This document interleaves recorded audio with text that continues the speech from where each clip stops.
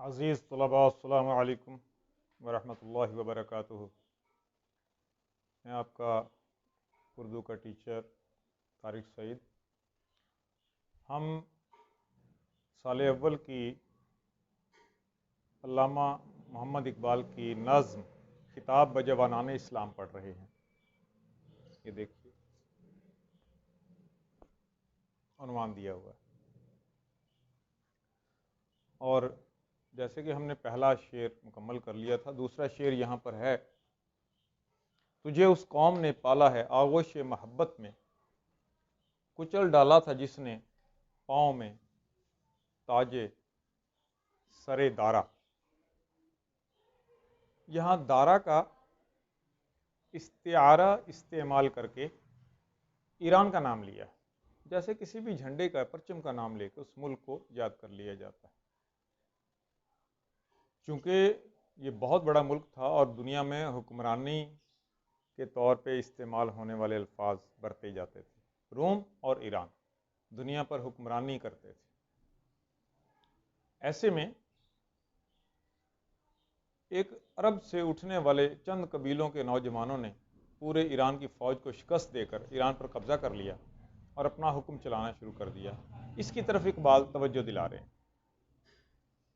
وہ کہتے ہیں، کچل ڈالا تھا جس نے پاؤں میں تاج سر دارا۔ ایران کے تخت کا، ایران کے بادشاہ کا تاج جس نے پاؤں میں روند دیا۔ یہ لوگ کون تھے؟ عرب تھے۔ عرب کون تھے؟ قبیلوں میں بٹی ہوئی قومیں، چھوٹے چھوٹے لوگ، چھوٹے چھوٹے قبیلے، 500، 1000، 2000، 3000، 5000، اس سے زیادہ قبیلے موجود ہی نہیں تھے۔ اور ایران والے 2-2، 3-3 لاکھ کی فوج اس وقت بھی پالتے تھے جب رسول کریم صلی اللہ علیہ وآلہ وسلم کی بعثت ہوئی۔ اور وہ ان چھوٹے قبیلوں سے لڑنا اپنی توہین سمجھتے تھے ایران والے، روم والے۔ لیکن ہم دیکھتے ہیں کہ اللہ نے قرآن میں روم کی فتح کا بھی ذکر کیا۔ غلبت الروم، روم فتح ہو جائے گا۔ ایران فتح ہو گیا، روم فتح ہو گیا۔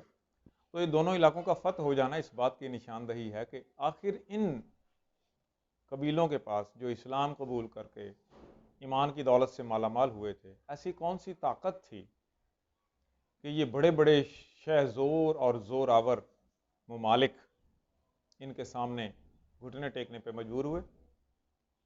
ان کے پاس ایسا کون سا کمال تھا؟ 22,000 کی عربوں کی فوج 2 لاکھ کی ایران کی فوج کو شکست دے دیتی ہے اور ایران کے قبضے میں آ جاتا ہے۔ حضرت عمر فاروق رضی اللہ تعالیٰ عنہ کے دور میں ایران فتح ہوا تو اس کا وزیر ہرمز ان کے سامنے پیش کیا گیا قیدی بنا کر، اور اس کے ساتھ اس کا بہت کوالیفائڈ قسم کا غلام، تعلیم یافتہ فیروز ابو لولو۔ ہرمز سے حضرت عمر نے ایک سوال پوچھا، کیا تم بتا سکتے ہو کہ ہم قبیلوں سے تم جنگ لڑنا اپنی توہین سمجھتے تھے، پھر تم شکست کیسے کھا گئے؟ اور ہرمز کا جواب تاریخ کے اوراق میں آج بھی محفوظ ہے۔ پہلے تم جب ہم سے لڑنے کے لیے آتے تھے تو ہم تم چھوٹے چھوٹے قبیلوں کو کسی شمار میں نہیں لاتے تھے، لیکن اس مرتبہ تمہارے ساتھ تمہارا خدا تھا۔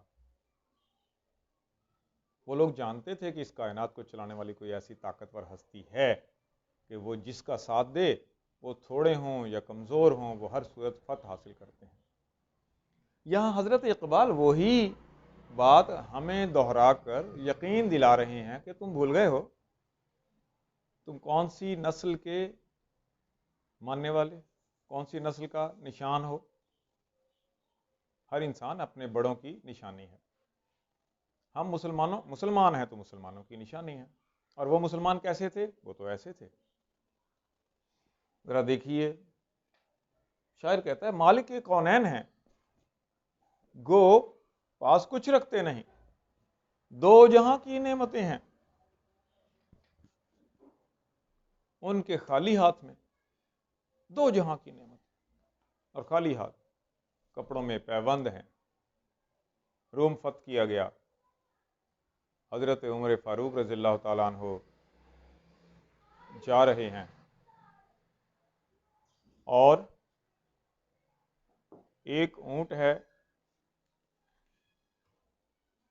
ایک غلام ساتھ ہے، اور یہ طے ہے کہ آدھا فاصلہ چند میل تم اوپر بیٹھو گے میں پیدل چلوں گا، اور چند میل میں اوپر بیٹھوں گا تم پیدل چلو گے، برابری کا اصول۔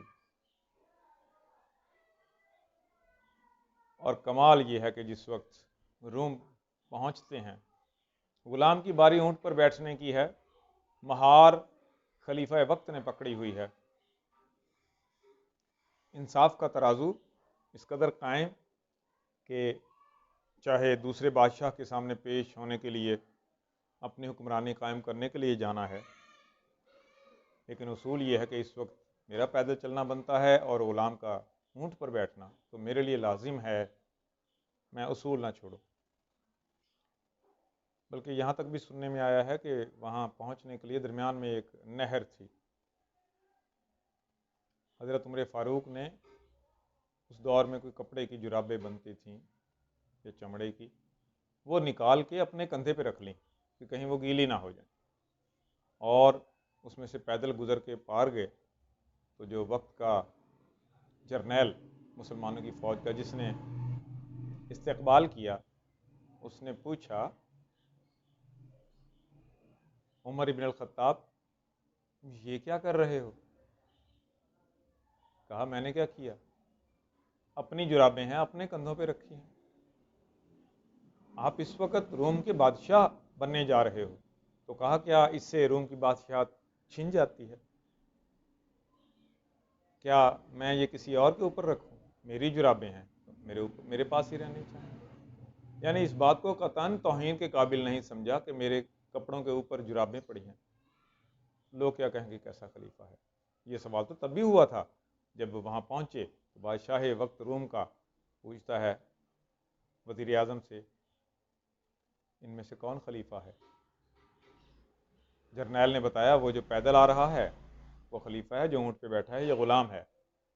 بادشاہ روم تخت سے اتر گیا نیچے اور کہنے لگا اس کے بعد ہمارے پاس کوئی جگہ نہیں۔ جو شخص اپنے اوپر بھی قانون کو اس طرح لاگو کرے کہ اگر غلام کی باری اونٹ پر بیٹھنے کی ہے اور اسے تخت پر بیٹھنے کے لیے پیدل آنا پڑے اور وہ ذرا شرمندگی محسوس نہ کرے، وہ اگر ہم سے تخت چھین چکا ہے تو یہ کوئی انوکھی بات نہیں، یہ بالکل درست لگتا ہے۔ جب تک قانون کو اپنے اوپر لاگو نہ کیا جائے، یہ وہ نقطہ ہے جو یہاں حضرت اقبال نے پیش کیا ہے۔ اور اس سے اگلا شعر تو حیران کن ہے، تمدن آفریں کھلا کے آئین جہاں داری، وہ صحرائے عرب یعنی شتربانوں کا گہوارہ۔ انہوں نے پوری دنیا کو تمدن دیا، پورے جہان کو نئے کانسٹیٹیوشن اور آئین بنانے کے سلیقے سکھائے۔ میں اس پر مکمل گفتگو کروں گا کیونکہ یہ کوئی 5-10 منٹ سے زیادہ کا وقت لینے والی بات ہے، چنانچہ یہ ہم اگلے لیکچر میں کریں گے۔ فی الحال صرف اس ایک شعر کو ہی سمجھ لیجئے، اور اس کے ساتھ جو اضافی شعر ہے حوالہ جاتی تمثیلی شعر وہ نوٹ کر لیجئے۔ مالک کونان ہیں گو پاس کچھ رکھتے نہیں، دو جہاں کی نعمتیں ہیں ان کے خالی ہاتھ میں۔ السلام علیکم ورحمۃ اللہ، بہت شکریہ۔